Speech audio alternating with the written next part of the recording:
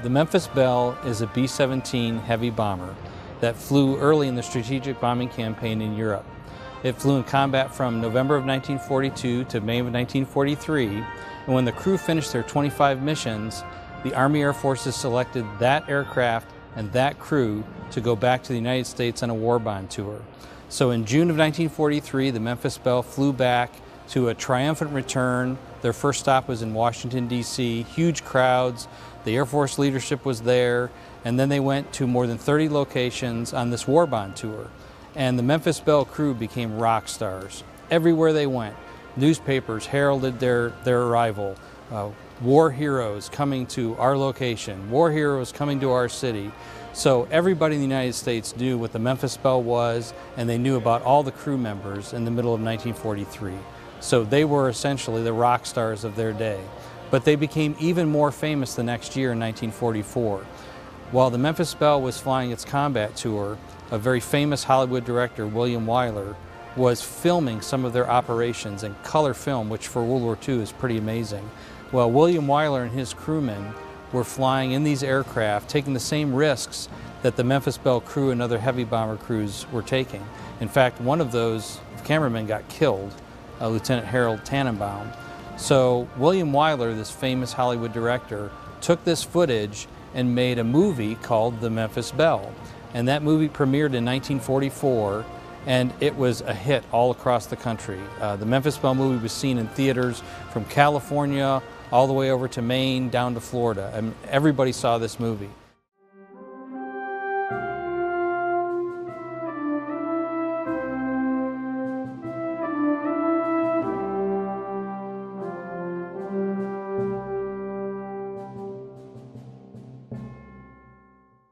The exhibit that's going to open in May of 2018 is a multifaceted exhibit. Kind of at the heart will be the story of the Memphis Belle and its crew, and then around the Memphis Belle aircraft will be the larger story of strategic bombardment in Europe in World War II. And that is a multi-layered story. There's kind of the history of the strategic bombing campaign, and then there's the personal stories, not just of the bomber crewmen though, but also of some of the personnel that were on the ground, armorers, mechanics, and the people that there's no way that this campaign could have taken place without their work.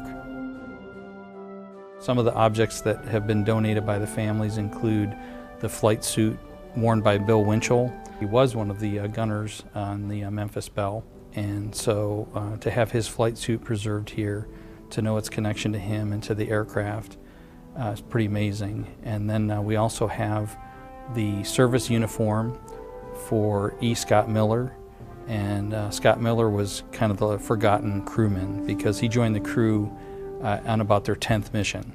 So when the crew finished their 25th mission, it was his 16th.